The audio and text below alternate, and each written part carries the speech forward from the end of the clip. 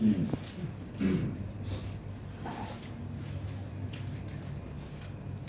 الله عليك يا مولاي وسيدي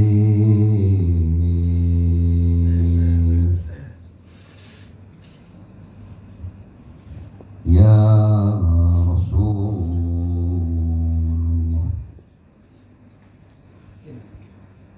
صلى الله عليك يا مولاي وسيدي وحبيبي يا رسول الله. صلى الله عليك وعلى أهل بيتك الطيبين الطاهرين المظلومين. صلى الله عليك يا مولاي وابن مولاي يا أبا عبد الله. صلى الله عليك يا ابن رسول الله وابن أمير المؤمنين وابن سيدة نساء العالمين. صلى الله عليك وعلى الأرواح التي حلت بفنائك. عليكم منا جميعا سلام الله أبدا ما بقينا وبقي الليل والنهار، ولا جعله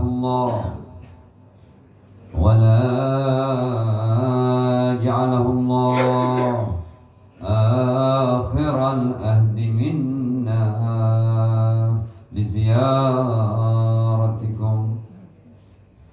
السلام على الحسين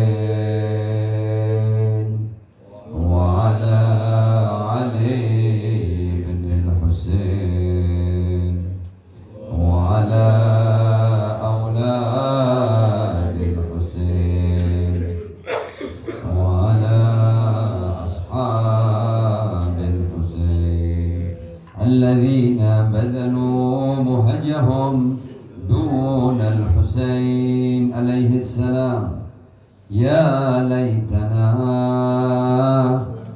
ليتنا كنا معكم سادتي فنفوز والله فوزا عظيما. إنا لله وإنا إليه راجعون. وسيعلم الذين ظلموا أي منقلب ينقلبون. بسم الله الرحمن الرحيم. يا حي يا قيوم، يا حي يا قيوم برحمتك نستغيث فأغثنا ولا تكلنا إلى أنفسنا طرفة عين أبدا وأصلح لنا شأننا كله. الحمد لله رب العالمين بارئ الخلائق أجمعين، والصلاة والسلام على أشرف وأفضل أنبيائه ورسله حبيبه ونجيبه وصفيه وخيرته على خلقه المحمود الأحمد العبد المؤيد المصطفى الأمجد أبي القاسم المصطفى محمد. اللهم صل على محمد وآل محمد وعلى آله الطيبين الطاهرين المعصومين وأصحابه المنتجبين، سيما بقية الله في الأراضين. عجل الله تعالى فرجه الشريف، واجعلنا جميع المؤمنين والمؤمنات والمسلمين والمسلمات من أتباعه وجنود أمامه. Para guru yang saya muliakan dan saya hormati, ikhwani wa akhwatil azza, segenap pecinta Rasul dan keluarga sucinya. Aqulu lakum jami'an assalamualaikum warahmatullahi wabarakatuh.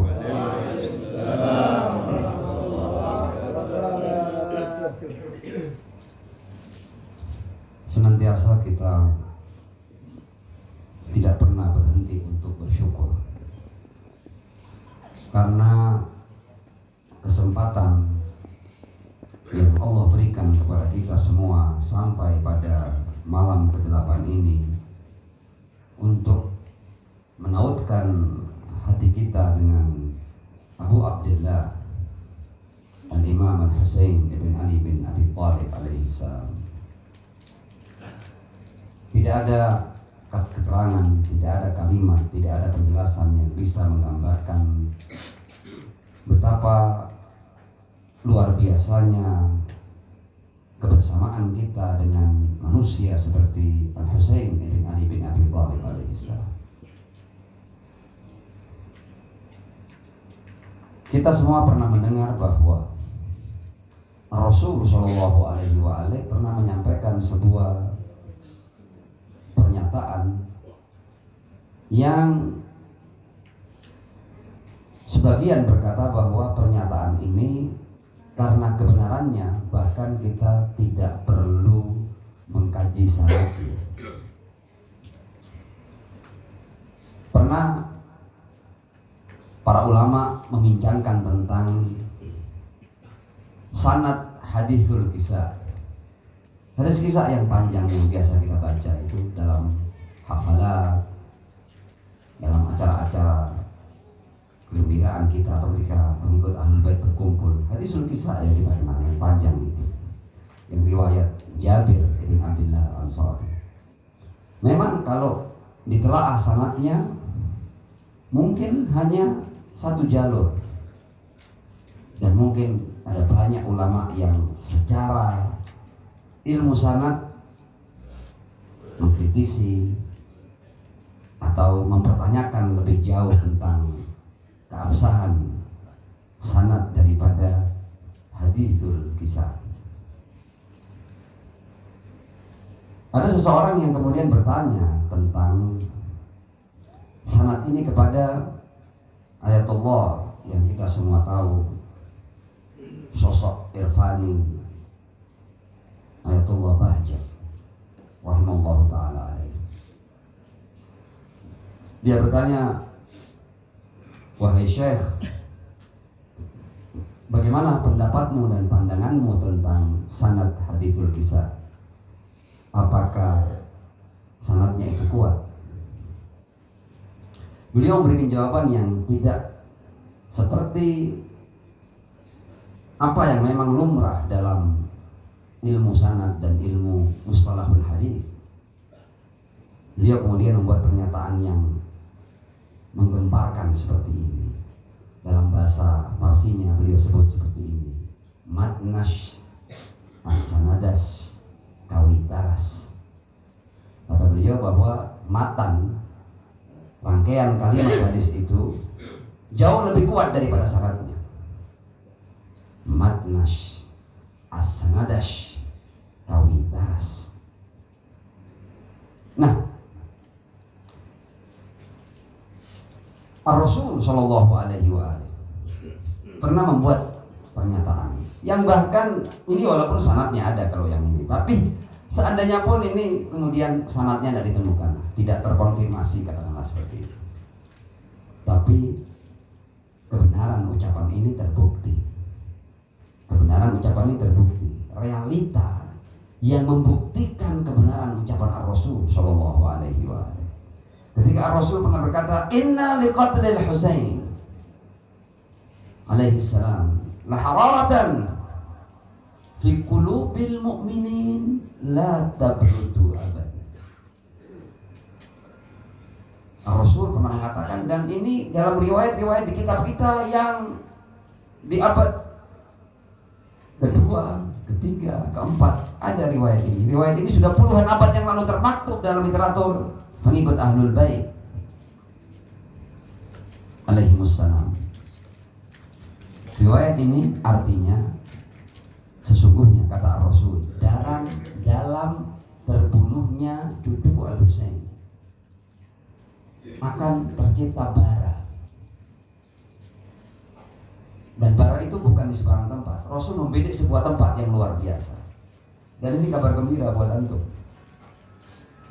Rasul membidik sebuah tempat bahwa dalam terbunuhnya Al-Husain akan tercipta bara, kobaran. Inna liqadril Husain alaihissalam lahararatan fi qulubil mu'minin. Di mana tempatnya? Di hati orang-orang mukmin. La tabrudu abada, yang tidak akan pernah mereda, tidak akan pernah menjadi dingin. Kobarannya tidak akan pernah surut, tidak pernah susut.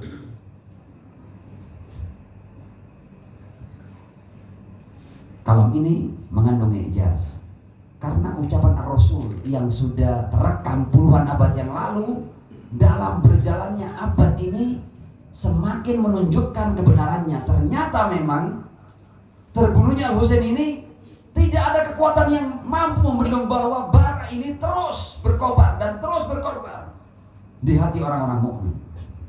Tidak bisa padam ini. Inna liqatlil Husain lahararatan fi qulubil mu'minin la tabrudu abada. Realita dan kenyataan menunjukkan itu. Dan sekarang kita di sebuah zaman yang semakin kita yakin bahwa ucapan ini keluarnya dari Rasul Shallallahu Alaihi Wasallam, karena bara yang berkobar di hati orang-orang mukmin dari waktu ke waktu kita lihat semakin besar dan semakin besar. Dan bayangkan ada fenomena seperti ziarah arba'in, puluhan juta manusia dengan hati yang terbakar atas apa yang menimpa Al-Husain bin Ali bin Abi Thalib. Mereka berjalan ratusan bahkan sebagian sampai ribuan kilometer dengan hati yang membara karena apa yang terjadi kepada Al-Husain, untuk sampai pada Kubah di mana di bawahnya ada pusara Al-Husain bin Ali bin Abi Thalib alaihissalam, untuk sekedar menyampaikan assalamualaikum ya Abu Abdullah, untuk kemudian pulang.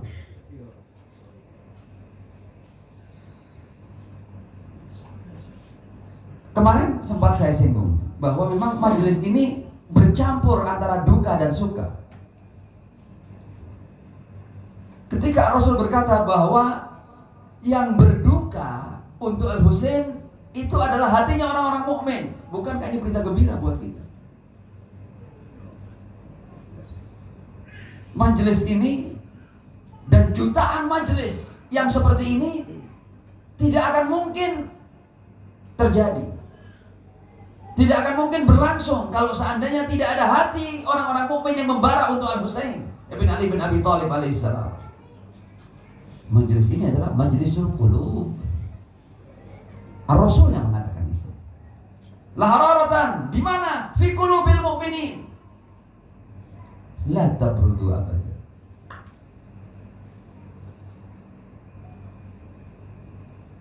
Kita akan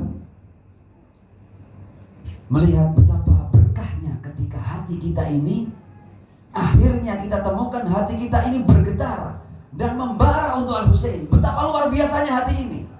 Bagaimana kita harus mensyukurinya. Maulal Muttaqin, Amirul Mu'minin Ali bin Abi Thalib alaihissalam pernah berkata seperti ini.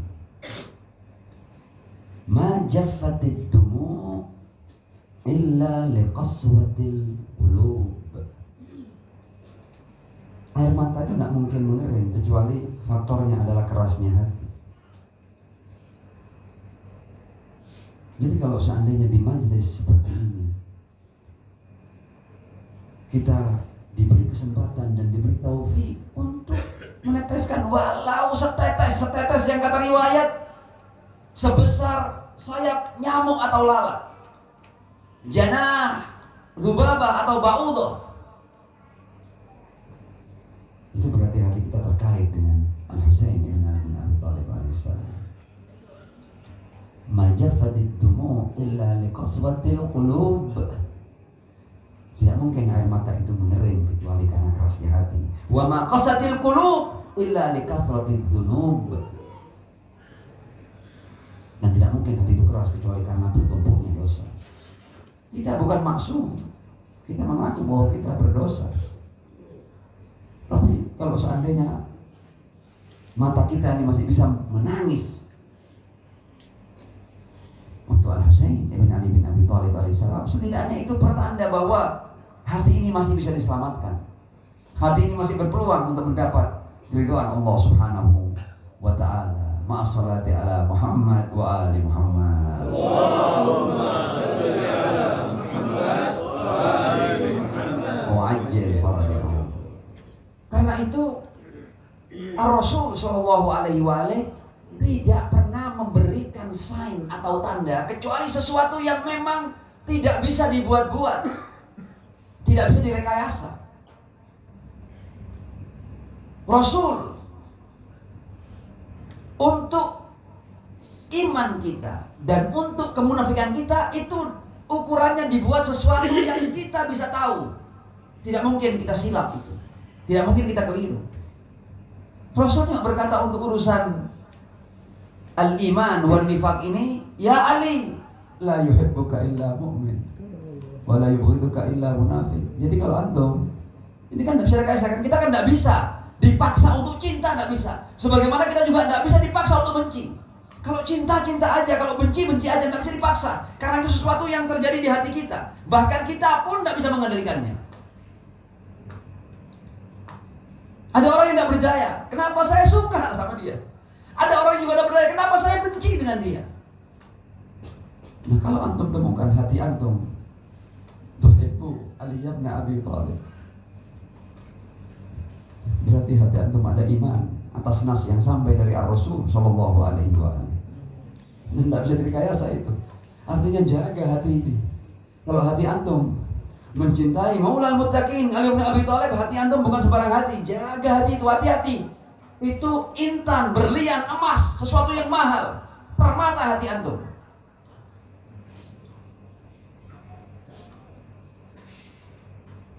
Suatu hari seseorang datang kepada Amirul Mukminin Ali bin Abi Thalib alaihissalam.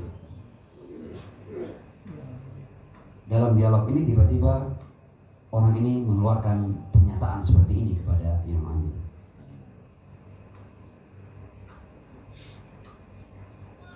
Ya Amirul Mukminin, inni uhibbuk. Pembicaraan sudah cukup berlangsung. Tiba-tiba orang ini memutus pembicaraan dan berkata kepada yang Ali, ya Amirul Mukminin, inni uhibbuk. Wahai Amirul Mukminin, aku mencintaimu. Yang Ali tidak basa-basi. Faqala lahu Aliyun, yang Ali menjawab, kadzibta, bohong kamu. Bayangkan ya.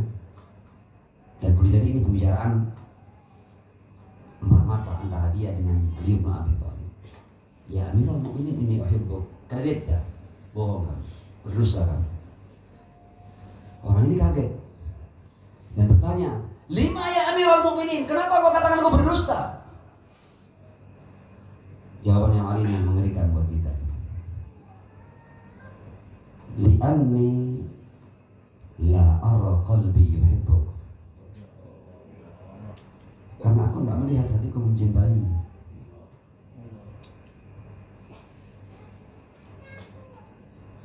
Berarti orang itu sedang berdusta. Dia hanya mengungkap sesuatu yang tidak ada dalam hatinya. Karena antara satu hati dengan hati orang beriman pasti tersambung. Ar-Rasul mengatakannya, fi qulubil mu'minin la tabrudu abada. Ar-Rasul mengatakannya, ya Ali la yuhibbuka illa mu'min wa la yubghiduka illa munafiq. Dan orang ini ketika berkata kepada Amirul Mukminin, ya Ali, ya Amirul inni uhibbuk, kadzibta. Kenapa? Li'anni la ara qalbi yuhibbuk. Aku tidak merasakan aku juga cinta kepadamu.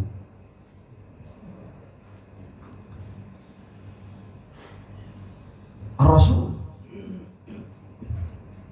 ini pengantar ini hanya sekedar untuk menunjukkan betapa antum para pengikut Ahlul Bait, antum punya hati-hati yang luar biasa. Jaga hati itu, permata hati itu, modal hati itu, harta karun hati itu. Ar-Rasul sallallahu alaihi wasallam pernah berkata, innal arwah kanat tulaki fil hawa.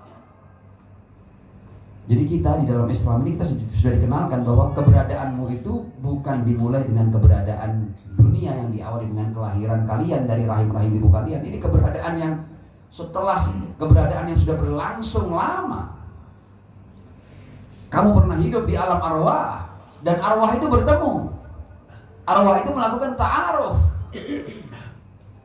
Dan arwah-arwah yang baik akan mengalami harmonisasi dan sinkronisasi dengan arwah-arwah yang baik pula.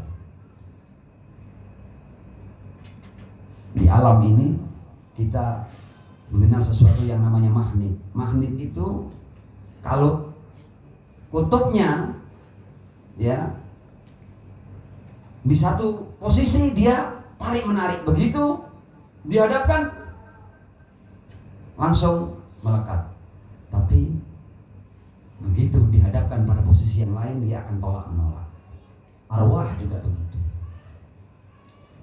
Arwah-arwah yang baik akan saling tarik menarik.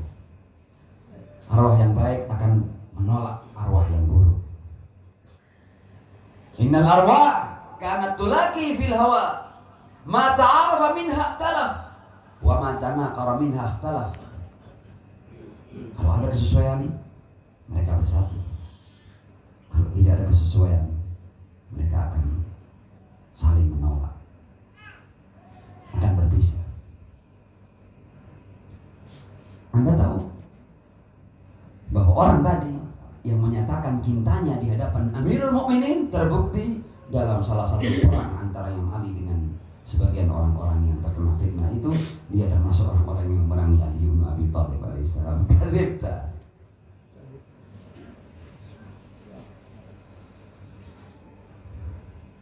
setelah pengantar ini, saya akan masuk pada peringatan kita ketika kita memperingati Abu Abdullah Al-Husain bin Ali bin Abi Thalib alaihissalam di malam ke-8 ini. Terkadang orang itu dia menginginkan keselamatan. Orang mukmin dia ingin keselamatan ad-dunya wal akhirah.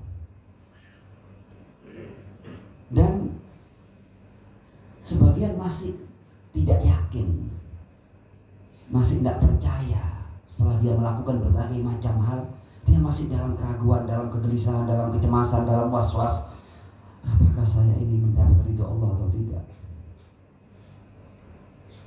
Padahal Allah Subhanahu wa ta'ala itu tidak pernah membuat hamba-hambanya itu gelisah dan gundah atau ragu-ragu, enggak. Tuhan berbicara dengan hal-hal yang pasti. Tuhan berbicara dengan hal-hal yang pasti. Di antaranya Allah SWT berkata, innal abrara lafi na'im wa innal fujjara lafi jahim. Ini kepastian. Jadi kalau Anda, jadi sebenarnya surga, keridhaan Allah di tangan Anda. Sesuatu yang Anda bisa pastikan Anda meraihnya. Ini agama. Ini kepastian, bukan ragu-ragu. Agama ini mengajak Anda untuk meyakini sesuatu, untuk pasti terhadap sesuatu. Jadi dalam kehidupan dunia ini, kalau kita memastikan diri kita baik, pasti Anda di surga. Tapi kalau Anda tidak berhasil memastikan diri Anda sebagai orang yang baik, Anda berpeluang untuk mendapat hukuman dan azab Allah Subhanahu wa ta'ala. Wa na'udzubillahi min dzalik. Innal abrara lafi na'im wa innal fujjara lafi jahim. Nah, sekarang kalau kita bersama ahlul bait, kalau kita bersama orang-orang yang ar-Rasul sallallahu alaihi wasallam berkata, ikuti mereka. Seandainya kita benar-benar bersama mereka, surga itu pasti. Anda tidak perlu ragu-ragu. Jadi sebenarnya Anda bersama Al-Husain itu kepastian.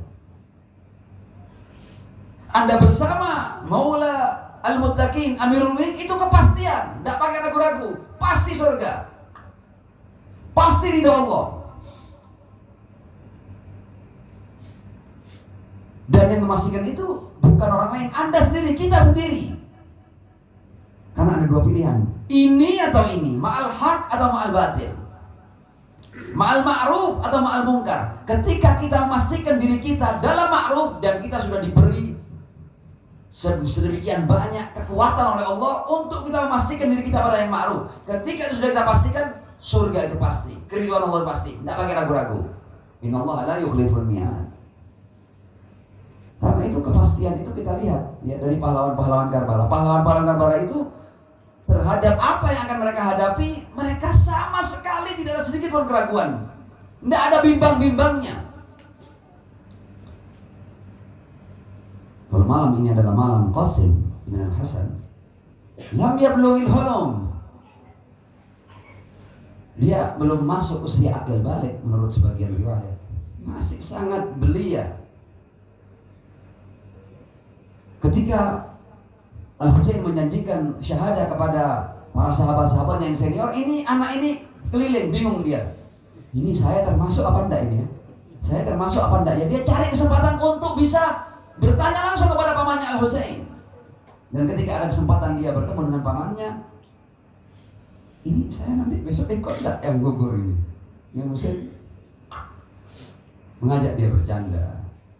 Wahai keponakanku, aku mau bertanya sebelum aku jawab pertanyaan. Seperti apa syahadah dalam pandanganmu? Anak ini tidak pakai mikir, tidak pakai apa, langsung ahla minal asali, lebih manis dari madu. Biar besok kamu ikut.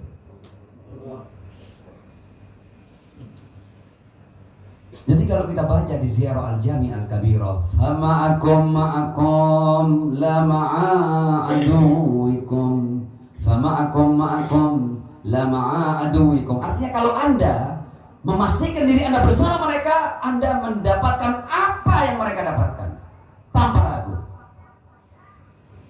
Dan Tuhan tidak pernah memberikan janji palsu dan Dia pantang untuk ikat janji. Innallaha la yukhliful mi'ad. Sallu ala Muhammad wa ali Muhammad. Allahumma salli ala Muhammad wa ali Muhammad. Wa ajil farajahum.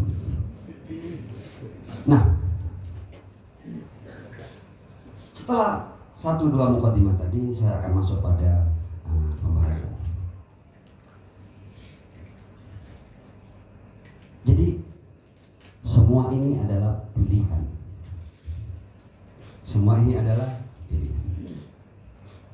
Kalau saya boleh menyimpulkan perjalanan kehidupan umat manusia ini, dan kita kaitkan dengan apa yang kita yakini dalam ajaran Syiah, Al-Imamiyah, Al-Ma'asyariyah, Al-Ja'fariyah, dalam Islam wilayah ini, Islam wilayah ini, ada gambaran yang cukup jelas dari awal sampai akhir.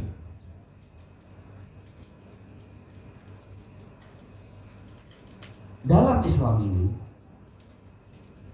dijelaskan bahwa sepanjang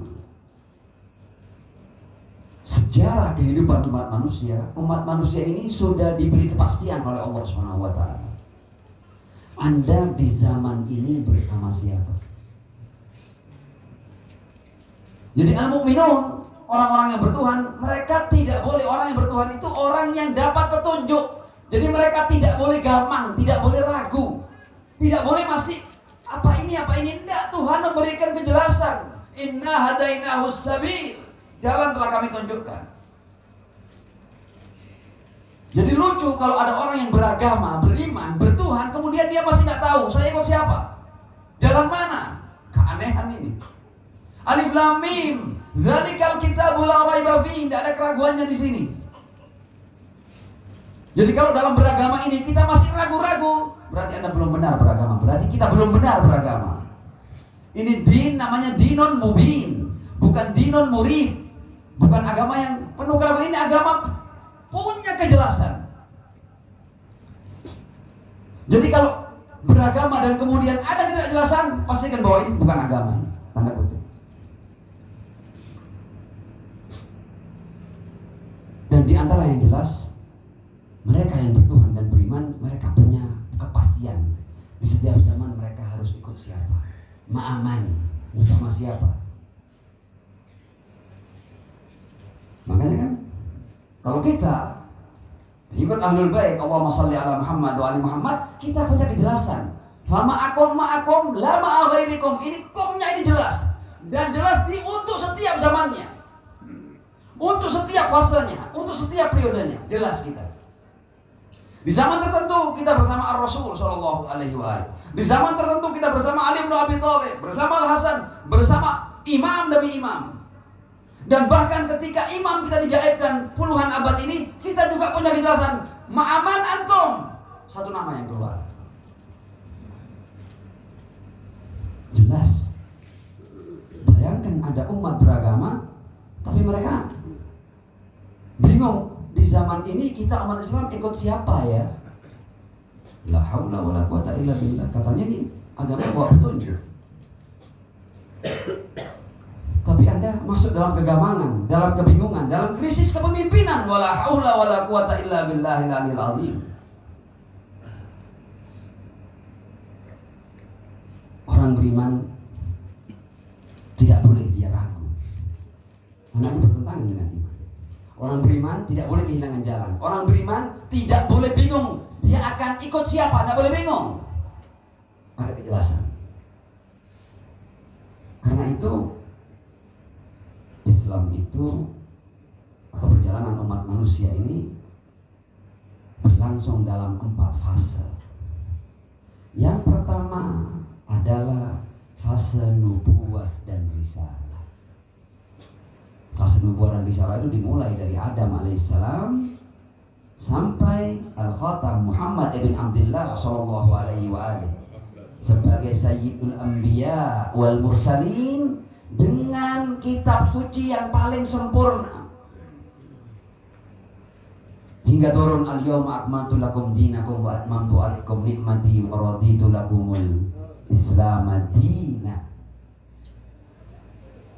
Fase pertama adalah fase risalah, fase kenabian. Silih berganti, masing-masing diberi syariat yang sesuai dengan zamannya, sampai pada puncaknya adalah risalah yang dibawa oleh Muhammad bin Abdullah dengan kitab suci yang bernama Al-Quran. Tidak akan ada risalah baru, tidak akan ada wahyu baru, tidak akan ada kitab suci baru, tidak akan ada rasul baru. Clear. Fase risalah. Setelah fase risalah ini tidak boleh batrok. Tidak boleh kemudian setelah Rasul menyampaikan agama ini, kemudian agama ini hilang, kendalinya diambil oleh orang lain. Tidak boleh. Agama ini kendalinya harus diambil oleh insan-insan ilahi. Karena itu kemudian terjadi fase yang kedua yang namanya fase wilayah. Al-yawma akmaltu lakum dinakum wa atmamtu alaikum ni'mati. Setelah man kuntu maula fahadha aliyun maula. Kenapa? Karena risalah ini kalau tidak dilanjutkan oleh insan ilahi, seperti yang kemarin kita bahas, agama akan menjadi kabur, akan menjadi multi tafsir, akan menjadi banyak versi, akan muharraf, ya, akan ditafsirkan dengan tendensi-tendensi tertentu dan keterbatasan yang mereka dia kasih Al-Quran yang semuanya sama, teksnya tidak tertambahkan, tidak terkurangi, suruh duduk 10 ulama, suruh nafsirkan, akan keluar 10 tafsiran.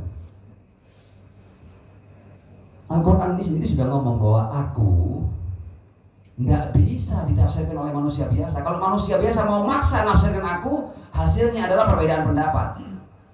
Hasilnya adalah berbagai macam interpretasi yang saling bertentangan. Dan ketika saling bertentangan, mau kembali ke siapa? Nggak bisa. Mereka sudah kembali ke Al-Quran. Ketika mereka kembali ke Al-Quran dan menafsirkan, yang ada adalah ratusan versi. Jadi Al-Quran ini sendiri sudah mengatakan bahwa dia tidak bisa dipegang oleh sembarang orang, tidak bisa. Makanya ayatnya la yamassuhu illal mutahharun, tidak bisa dipegang kecuali orang yang disucikan. Dan Anda tidak menemukan orang yang disucikan di Al-Quran selain Ahlul Bait. Innama yuridullah liyudhiba ankum ar-rijsa ahlal bait wa yutahhirakum tadhira. Jadi tidak mungkin ketika Anda bertanya sebuah ayat dan makna ayat kepada Al-Hasan atau Al-Husain atau Al-Jawad atau An-Naki atau At-Taqi, kemudian dia mengatakan maksudnya itu ini, kemudian diakhiri dengan wallahu a'lamu bishawab. Tidak mungkin. Ini kan meragukan ini.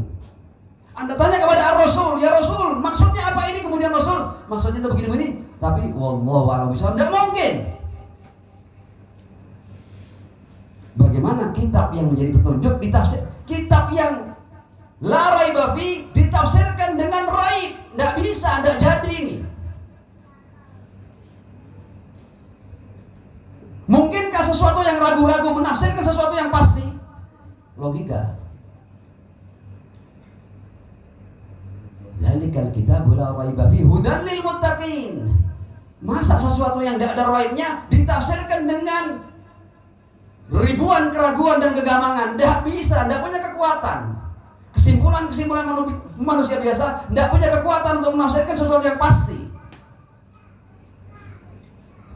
Dan karena itu kemudian kata Allah di Al-Quran, wa illam taf'al fama ballaghta risalata. Kalau tidak kamu tunjuk siapa yang akan menjelaskan kitab suci ini pas kamu wahai Muhammad, maka seakan kamu tidak menyampaikan risalah ini. Karena apa? Karena risalah ini akan hilang dalam ribuan tafsiran manusia-manusia biasa, dan mereka akan beradu untuk menafsirkan kitab suci ini.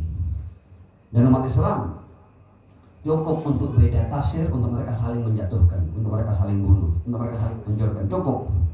Jadi agama menghancurkan agama. Kenyataan itu sampai sekarang itu. Fase risalah, fase nubuwah dan risalah berlanjut dengan fase wilayah. Kemudian kemarin sudah kita ceritakan, ketika fase wilayah ini ingin dikubur oleh kekuatan-kekuatan jahat yang kemarin sudah kita bahas, sudah hampir berhasil mereka untuk mengubur wilayah ini. Al-Husain muncul, masuk dalam fase syahadah agung, menjaga keberlangsungan wilayah ini. Untuk apa? Nanti di akhir kita bahas. Ma'assalati ala Muhammad wa ali Muhammad. Wajib. Kita harus tahu bahwa gerakan kita ini adalah gerakan untuk kita sampai pada fase puncak. Fase risalah, nubuwah berlalu. Fase wilayah sudah dikukuhkan. Fase wilayah pernah mau dibunuh dan dimatikan, kemudian dihidupkan oleh darah Al-Husain. Sekarang ini kita di fase syahadah. Karena itu darah Al-Husain menggerakkan umat manusia sepanjang abad ini, termasuk di hari ini. Kita di fase syahadah sekarang ini. Antum berkumpul di sini di fase syahadah. Apa tujuan fase syahadah? Tujuan fase syahadah adalah menjaga garis umat jangan sampai keluar dari Islam yang sejati. Apa Islam yang sejati? Kita akan dengar dari apa yang pernah diwasiatkan oleh Al-Imam Al-Humayni radhiyallahu taala sirrahu syarif. Karena ini perjalanan beliau. Dan saya ambil cepat. Di setiap zaman ini bisa kita baca, tapi karena kita di zaman ini kita baca mulai Al-Imam Al-Humayni radhiyallahu taala sirrahu syarif, ma'assalati ala Muhammad wa ali Muhammad. Allahumma shalli ala Muhammad wa ali Muhammad wa ajil farajahum. Imam Humayni dia termasuk salah satu orang yang juga punya peran besar, salah satu yang punya peran besar dalam menghidupkan kembali kekuatan darah Al-Husain bin Ali bin Abi Thalib alaihissalam. Singkat cerita, revolusi pecah 1979. Beliau hidup pasca revolusi selama 10 tahun, dan negara, wilayah yang beliau dirikan dari waktu ke waktu berkembang hingga sekarang. Kita mau lihat Al-Imam Al-Khomeini itu wafat pada tahun 1989. Jadi tepatnya 10 tahun pasca revolusi. Revolusi 79, beliau gugur pada atau wafat di 1989, persis 10 tahun. Beliau menulis wasiat. Wasiat beliau tulis itu 6 tahun sebelum beliau meninggal. Jadi di 83 beliau sudah nulis semua wasiatnya untuk kemudian di stempel, diberikan khotam beliau untuk baru akan dibuka setelah beliau wafat. Terjadilah apa yang terjadi. Imam Khomeini wafat, seluruh rakyat Iran berkabung, seluruh ahlul wilayah berkabung, seluruh umat manusia berkabung sebenarnya untuk Al-Khomeini qaddasallahu ta'ala sirrahu syarif. Antum tahu wasiatnya itu apa? Wasiatnya itu nyambung dengan Rasulullah Shallallahu Alaihi Wasallam. Jadi Imam Khomeini itu sebelum bicara tentang negara, tentang Iran, tentang kemenangan ini tidak dianggap ini, tidak penting semuanya tanda kutip. Yang ini di preambul, di mukaddimah wasiatnya. Jadi bahkan sebelum masuk di pertamanya, jadi supaya ini adalah di bawah ini yang paling penting ini, preambulnya ini. Apa preambulnya? Yang ini bicara sesuatu yang sifatnya universal. Iran hanya satu bagian dari bagian perjuangan universal ini. Beliau pertama kali berbicara mengangkat kembali pesan Rasulullah Shallallahu Alaihi Wasallam. Haditsus Tsaqalain. Jadi wasiat pertama, Bismillah, muqaddimah, Haditsus Tsaqalain.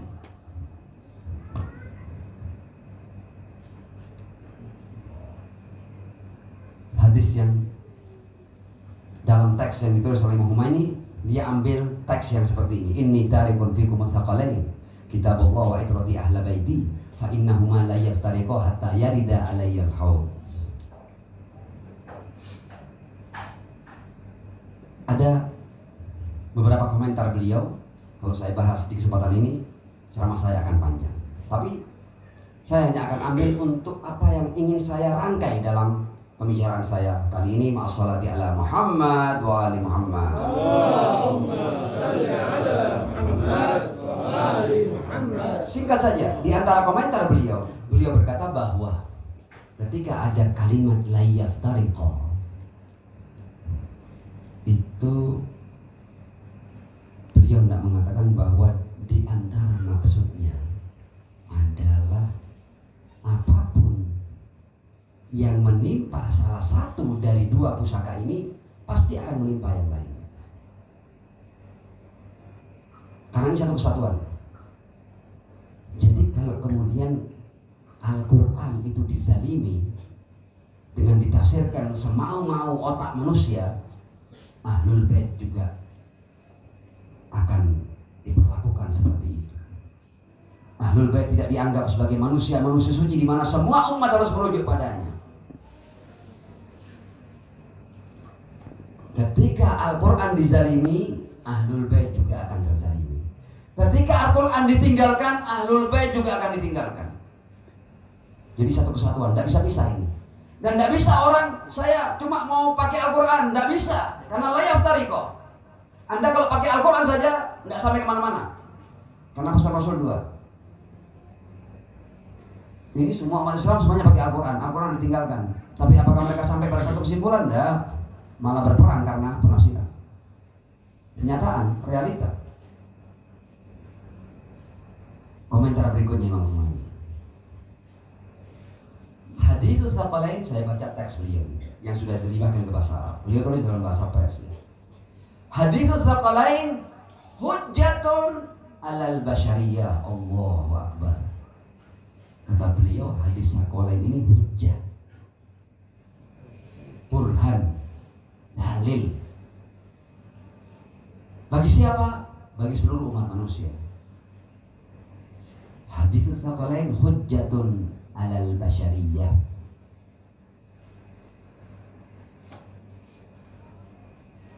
Komentar berikutnya. tsaqalain. Hujjah yang qati'ah bagi seluruh umat manusia. Qati'ah. Ini kata-kata semuanya bermakna. Jadi tidak mungkin Imam Khomeini membuat sebuah predikat yang tidak seperti itu. Qati'ah, ini pasti, jelas, yang tidak bisa dibantah. Untuk seluruh umat manusia, khususnya umat Islam dari seluruh madhab. Karena dalam literatur umat Islam, hadis ini tercatat secara mutawatir. Tidak ada yang bisa menolaknya. Tidak ada bisa yang kemudian mengatakan ini bukan dari Rasul. Tidak bisa. Secara keilmuan hadis pun tidak bisa ditolak.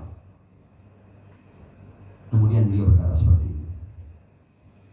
Wa idza kana min udhrin lil jahilin ghairil muttali'in fala udhra li ulama'il madzahib. Kamu jawab loh, Anda ini ketika Rasul berwasiat Anda tidak main-main loh ya. Kata Imam Khomeini, seandainya kita bisa memaklumi, bisa memberikan excuse kepada awam umat Islam yang tidak tahu menahu tentang hadis ini dan tentang wasiat Rasul, seandainya kita bisa tutup mata dan memberikan excuse kepada awamul muslimin, tapi excuse tidak berlaku untuk para ulama. Mereka sudah tahu ini, mereka punya tanggung jawab. Kalau tidak mas'ul mereka, siapapun mereka, tidak peduli. Fala udhra li ulama'il madzahib. Dan kalau kita kaitkan antara perang antara hak dan batil, di masa ini hak adalah Al-Quran dan Ahlul Bait. Dan karena itu musuh-musuh Islam, kalau antum teliti, yang disasar adalah Al-Quran dan Ahlul Bait. Silakan Anda baca sejarah, silakan Anda baca sejarah pertarungan antara hak dan batil ini. Sepanjang sejarah, kekuatan-kekuatan jahat yang disasar adalah Al-Quran dan Ahlul Bait. Baru-baru ini mereka membuat konspirasi dan berkali-kali, bukan? Dan karena itu, kenapa sih kemudian Al-Imam Al-Khomeini memberikan hukuman mati terhadap Salman Rushdie? Karena dia hendak menyerang Al-Quran dalam sebuah novel yang memang dibiayai oleh kekuatan-kekuatan jahat, bahwa yang diterima oleh Muhammad itu bukan ayat-ayat Tuhan, tapi ayat-ayat setan. Karena Imam Khomeini kemudian ini perang terhadap agama, konspirasi besar ini, hukumannya mati. Bahkan untuk siapapun yang terlibat dalam penerbitannya.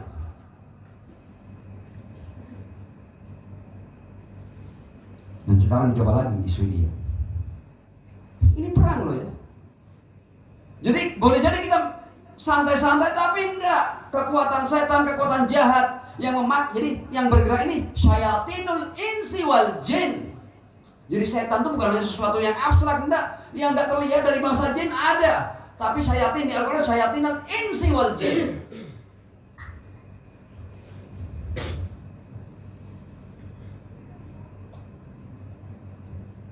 Jadi Islam itu di fase ini tersimpul pada Al-Quran dan Ahlul Bait. Dan karena pondasinya adalah Al-Quran, maka dua ini yang disasar. Dengan berbagai macam cara mereka menyasar ini. Ya apa caranya mereka menghancurkan Al-Quran dan Ahlul Bait. Kekuatan seperti ISIS kemarin yang mereka cipta, itu tujuannya untuk mencoreng agama ini. Agama ini dibuat agama teror sehingga orang-orang benci dengan agama ini. Karena apa? Karena agama ini dipakai oleh geng-geng tertentu yang dibiayai oleh Barat untuk membunuh muslimin yang tidak sepakat dengan mereka dalam penafsiran preaching mereka. Jadi mereka gunakan Al-Quran untuk membunuh umat Al-Quran. Ini ketika Al-Quran dipisahkan dari Ahlul Bait, Al-Quran bisa di tangan orang-orang seperti ISIS, dipakai untuk membunuh umat Islam. Sayyidina Hasan Nasrullah dalam salah satu ceramahnya berkata bahwa Islam tidak pernah tercoreng seperti tercorengnya Islam oleh kebangkitan atau gerakan ISIS kemarin itu. Tidak main-main ini. Dan orang mulai, kita ini terseok-seok kembali, kita mau menunjukkan Islam yang sebenarnya, tapi Islam di mata umat Islam sudah jatuh, bahkan di mata pemuda-pemuda Islam. Bahkan sekarang ini orang ketika Islam, orang takut. Karena apa? Karena memang mereka menciptakan horor dengan Al-Quran. Bahwa Al-Quran kemudian menyembelih muslimin yang tidak sepaham dengan mereka. Bahwa Al-Quran menyembelih orang-orang Kristen yang sepaham dengan mereka. Jadi dipertontonkan, difilmkan, ditunjukkan, diekspos di media-media. Bahkan orang Islamnya malu terhadap agama ini. Ternyata ada orang Islam seperti ini. Ini perang, ini real war ini. Tidak main-main.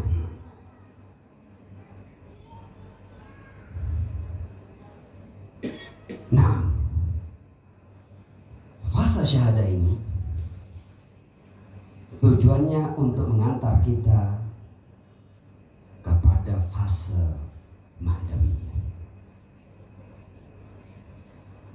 Memang orang, makanya kan musuh-musuh Islam itu sangat takut dengan al-majalis al-Husainiyah, karena mereka paham, mereka bukan tidak paham, mereka punya yang bisa membaca, bukan hanya di zahir saja, mereka juga punya kekuatan jahat ini, punya kemampuan untuk membaca yang batin-batin itu juga punya. Mereka tahu bahwa majalis Husainiyah ini adalah menyiapkan serdadu-serdadu untuk sahibul asri wal zaman. Tidak main-main. Saya mau kasih ilustrasi sekarang, sedikit saja. Ma'asolati ala Muhammad wa ali Muhammad. Wajil farajahu. Ini masalah yang sangat penting. Imam itu tidak akan jalan tanpa umat. Ini saya bicara agak tidak pakai terdengar-dengar gitu ya. Mana mulia Imam Mahdi dengan Rasulullah? Tidak ada apa-apanya Imam Mahdi dengan Rasulullah. Ya.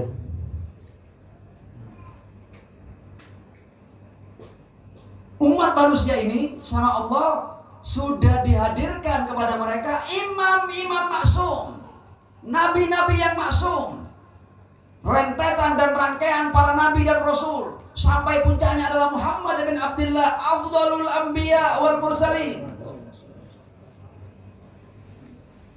Jadi sudah ada Mahdi yang jauh lebih hebat daripada Mahdi akhir zaman nanti, dan tidak pernah gaib.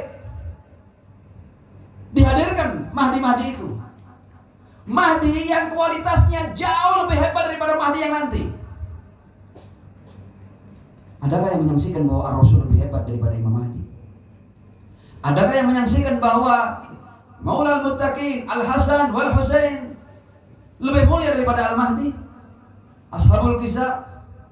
Tidak ada yang menyaksikan itu. Apakah mereka pernah gaib? Tidak pernah gaib mereka. Mereka Imam Maksum ini pernah hadir di tengah-tengah masyarakat. Tapi Imam Maksum ini kalau hadir tanpa umat, tidak jadi sholat jamaah itu. Kalau imamnya ada, makmumnya tidak ada, umatnya tidak ada, tidak jadi sholat jamaah meskipun imamnya ada. Saya kasih contoh lagi. Real ini. Imam Humayni dengan Imam Husain, mana lebih mulia? Bainas sama wal bir. Di mana Imam Husain, di mana Imam Humayni? Dengan segala penghormatan kita kepada Imam Humayni, kalau mau dibandingkan dengan Husain, beliau ada di bir.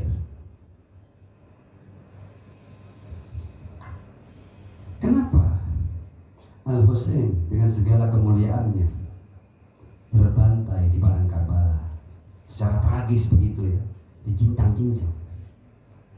Tidak puas musuh-musuhnya cuma membunuh, tidak puas memisahkan kepala dan tubuhnya, tidak. Masih mereka kirim beberapa pasukan berkuda untuk melumatkan tubuh Al-Husain. Kalau kita lihat apa yang terjadi di padang Karbala, kekalahan yang menyakitkan, tragis, menyedihkan, dan karena kita terus menangis.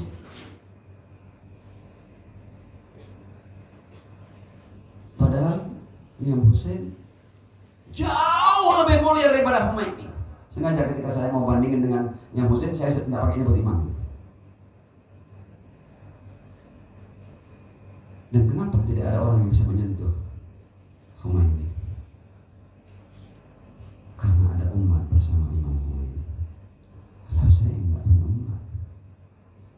Al-Husain tidak punya orang yang setia dengan beliau. Orang-orang yang setia kepada Humayni jauh lebih banyak daripada orang-orang yang setia kepada Al-Husain bin Ali bin Abi Thalib. Betapa madlumnya mereka dengan segala keutamaan dan kebesarannya, dilecehkan, dihinakan, dimarginalkan, tidak diterima, dijauhkan. Tidak jadi.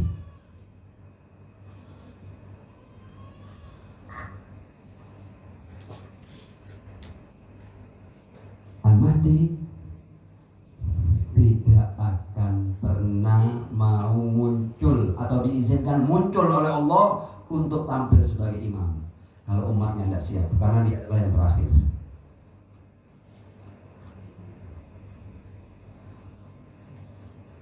Dan al-majalis al-Husainiyah ini adalah majelis-majelis untuk menyiapkan umat bagi imam yang akan, kalau imam ini punya tugas yang tidak seperti yang lain, karena di akhir dia punya tugas untuk yamla'ul ardu qistan wa adla. Jadi tidak ada kata kalah untuk yang Mahdi. Tapi Tuhan tidak mau menciptakan kemenangan dengan mujizat. Tuhan mau menciptakan kemenangan dengan dukungan yang real dari umat. Innallaha la yughayyiru ma biqaumin hatta yughayyiru ma bi anfusihim.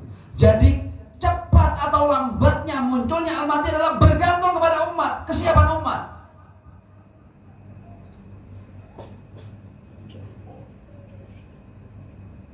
Jadi datang di majelis ini kita tidak main-main ya.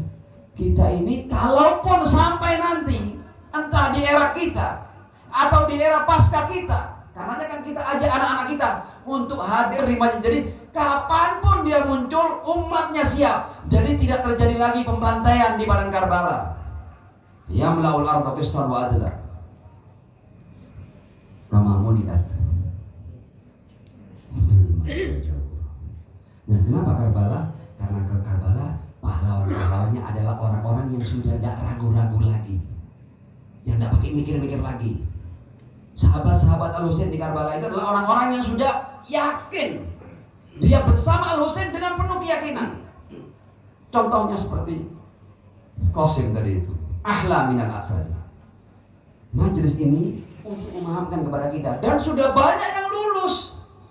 Yang sudah seperti Qasim ini sudah banyak. Tinggal karena ini risalah Imam Mahdi ini adalah menegakkan keadilan di seluruh penjuru bumi Allah, maka yang siap harus di semua tempat. Majelis ini ditakuti oleh penguasa-penguasa zaman. Mereka tahu kotor. Karenanya kita tidak kaget kalau kemudian kita mau mengadakan acara apa aja tidak apa-apa, tapi kalau sudah urusannya Al-Husain Asyura, kayaknya ada saja yang menghalang-halangi, ada saja yang ngerecoki dan lain sebagainya. Karena ini mereka tahu ini persiapan untuk menumbangkan kekuasaan mereka. Mereka tahu ini air mata ini bukan air mata cengeng, ini air mata kekuatan ini. Air mata kemenangan ini, air mata iman, air mata yang siap untuk syahid ini. Saya kira antum sudah tangkap apa yang hendak saya sampaikan. Di bagian akhir kita akan mengambil satu pelajaran kecil dari Imam Husain bin Ali bin Abi Thalib alaihissalam. Lagi-lagi Imam Husain itu mengajarkan bahwa Anda di jalan Tuhan itu tidak pakai ragu-ragu. Jadi kalau nanti kita dibakar sama kita biar dibakar. Kalau nanti anak-anak kita dibunuh, biarkan dibunuh. Imam Husain mencontohkan itu. Imam Husain mencontohkan untuk menyiapkan ini pertarungan antara hak dan batil ini. Dicontohkan real. Nanti bagi kita dibunuh nanti apa? Dan papanya dikasih alasan oleh Imam Husain ini yang saya mau sampaikan. Kita kan tahu kan, saat Al-Husain mengangkat bayinya Ali Al-Aswar, lalu sudah tidak kuat mendengar petikan tangisan Al-Aswar yang kehausan itu.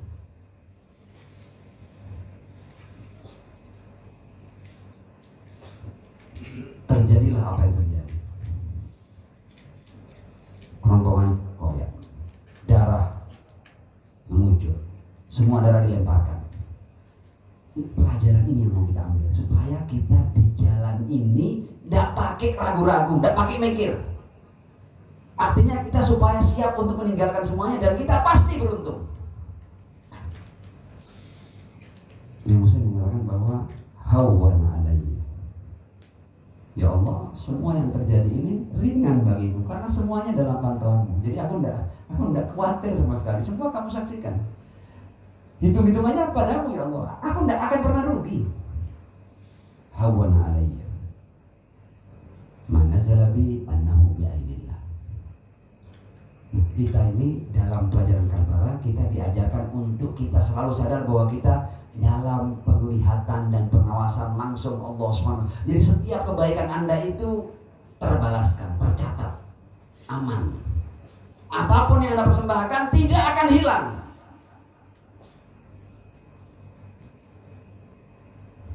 Supaya keyakinan ini menancap dalam diri kita.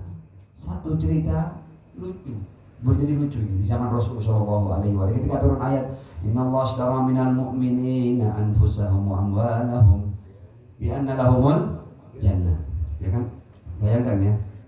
Allah itu memberikan kita kan enggak punya apa kan? Jadi ini perdagangan yang paling aneh. Jadi semua modalnya dari Tuhan, tapi Tuhan mau beli. Padahal semua dari Dia kan? Enggak ada yang beli kita ini kan?